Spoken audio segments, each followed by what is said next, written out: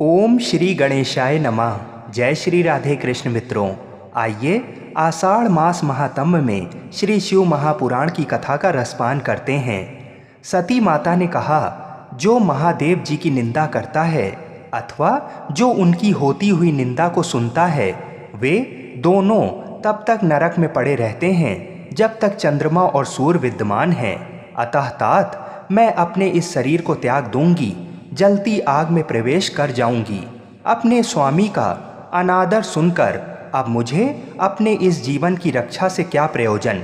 यदि कोई समर्थ हो तो वह स्वयं विशेष यत्न करके शंभु की निंदा करने वाले पुरुष की जीभ को बलपूर्वक काट डाले, तभी वह शिव निंदा श्रवण के पाप से शुद्ध हो सकता है, इसमें संशय नहीं है।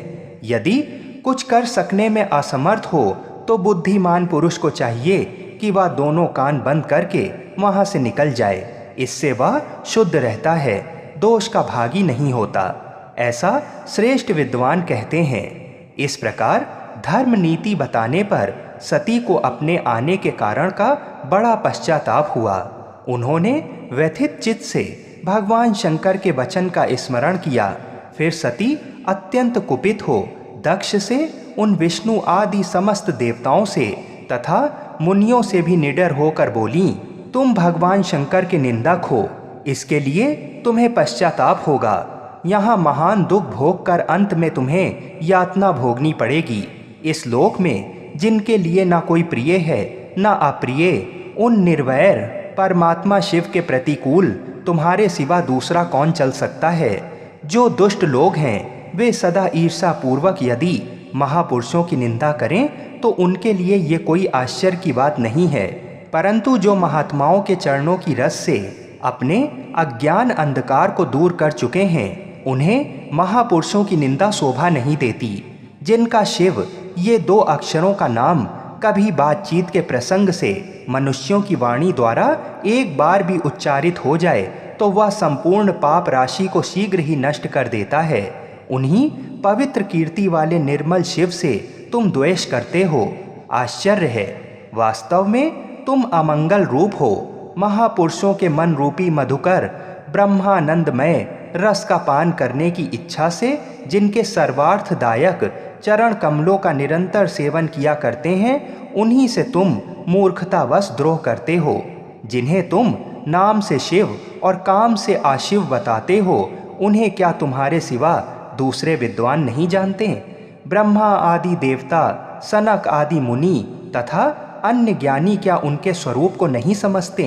उदार बुद्धि भगवान शिव जटा फैलाए, कपाल धारण किए, शमशान में भूतों के साथ प्रसन्नता पूर्वक रहते तथा भस्म एवं नर मुंडों की माला धारण करते हैं। इस बात को जानकर भी जो मुनि और देवता उनके चरणों से गिरे हुए निर्माल्य को बड़े आदर के साथ अपने मस्तक पर चढ़ाते हैं, इसका क्या कारण है?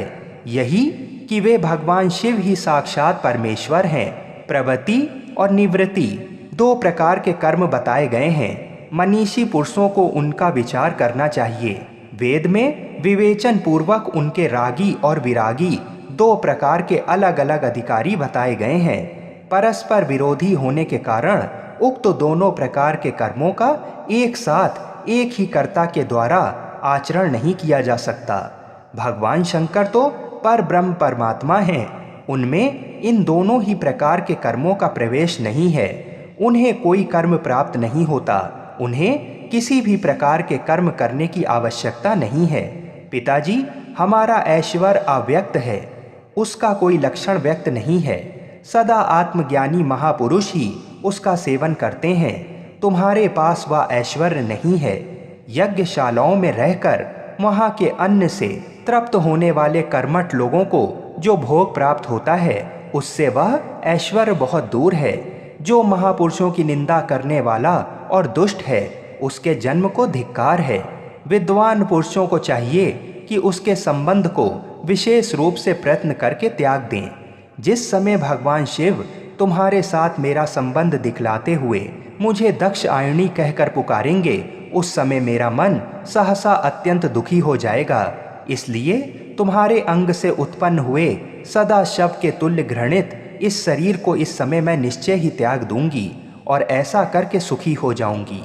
हे देवताओं और मुनियों, तुम सब लोग मेरी बात सुनो। तुम्हारे हृदय में दुष्टता आ गई है। तुम लोगों का यह कर्म सर्वथा अनुचित है। तुम सब लोग मूढ़ हो, क्योंकि शिव की निंदा और कलह तुम्हें प्रिय है। अतः भगवान हर से तुम्हें इस कुकर्म का निश्चय ही पूरा पूरा दंड मिलेगा।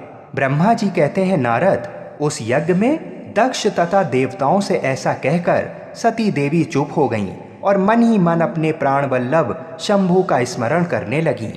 इस प्रकार से ये अध्याय यहीं पर समाप्त हुआ। आगे की कथा को सुनने के लिए हमारे चैनल को अवश्य सब्सक्राइब करें। जय श्री राधे कृष्ण। हर हर महादेव।